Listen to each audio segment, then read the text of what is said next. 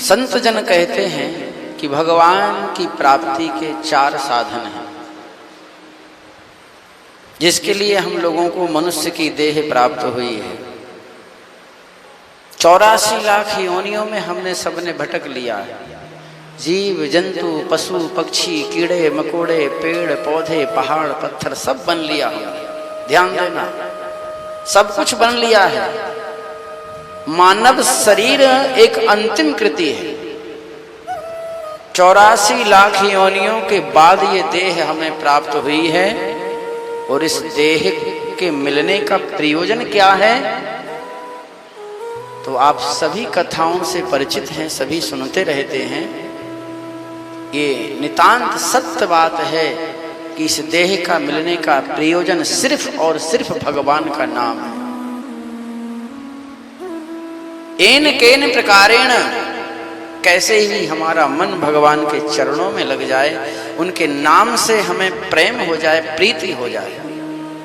और उस नाम से जब हमें प्रीति हो जाएगी, प्रेम हो जाएगा, तो हमारी सदगति हो जाएगी। अंतिम स्टेज पर बैठे हैं हम, ध्यान देना।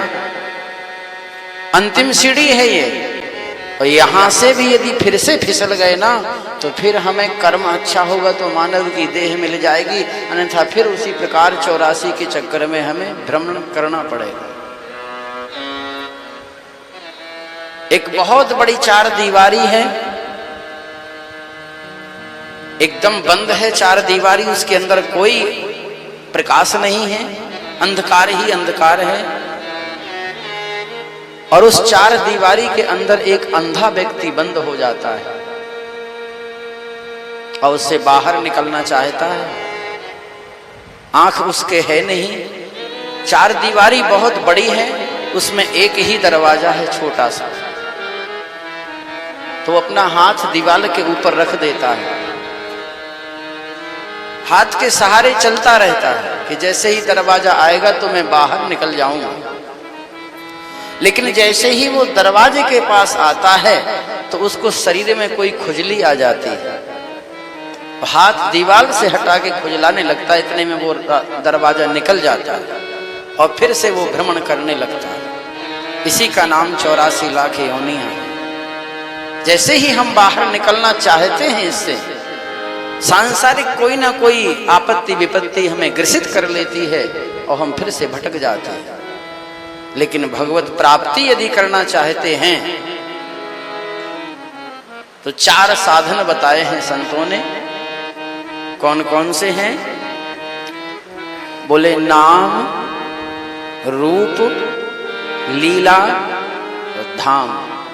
ये 4 साधन हैं भगवान को प्राप्त करने के लिए या भगवान को प्रसन्न करने के लिए या मानव शरीर से मुक्ति पाने के लिए। पहला स्थान है, पहला क्या है? बोले नाम। विनोबा भावे ने लिखा है महाराज जी के, नाम गाने सदा रुचि। भगवान के नाम में रुचि होना चाहिए। ऐसा नहीं कि कोई दबाव में आके आप नाम गा रहे हैं। मार के राम कहलाया तो क्या मतलब हुआ राम कहने का? स्वेच्छा से आपका मन करे कि हमें नाम में रुचि है, हम कीर्तन करेंगे। और कलयुग में सबसे सुगम साधन यदि भगवान की प्राप्ति का है तो वो सिर्फ और सिर्फ नाम है। कलयुग केवल नाम आधारा, केवल नाम का आधार है। आप बिल्कुल निश्चल भाव से, पवित्र भावना से, श्रद्धा के साथ, विश्वास पूर्वक भगवान का नाम गाइए। कोई भी वस्तु आपको कठिन नहीं लगेगी। कलयुग में सब सुगम हो जाएगा। ये पहला स्थान है भगवान की प्राप्ति का, नाम। इसी को गोस्वामी तुलसीदास जी ने लिखा है कि कहूं कहां लगी नाम बड़ाई। मैं इस नाम की महिमा का कहां तक वर्णन करूं? जिसको राम न सकहे नाम गुण गाए। भगवान स्वयं राघवेंद्र सरकार भी अपने नाम का वर्णन नहीं कर सकते, ये विशेषता है उनका। तो भगवत प्राप्ति का पहला साधन क्या है? तो बोले नाम। और दूसरा साधन क्या है? तो कहा दूसरा साधन है रूप। जो हम लोग दर्शन करने जाते हैं, तीर्थों में क्यों जाते हैं हम लोग? चलो वहां भगवान के दर्शन करेंगे, चित्रकूट चलते हैं, कामतानाथ के दर्शन करेंगे, एक बार हमारी नजर उन पर पड़ जाए और उनकी नजर हमारे ऊपर पड़ जाए। मंदाकिनी चलते हैं स्नान करने, गुप्त गोदावरी चलते हैं, हनुमत धारा चलते हैं, और भी जहां जिस तीर्थ में जो स्थान होते हैं, मंदिर देवालय होते हैं, वहां सब जगह हम जाते हैं, क्योंकि भगवान के रूप की बड़ी सुंदर विशेषता है।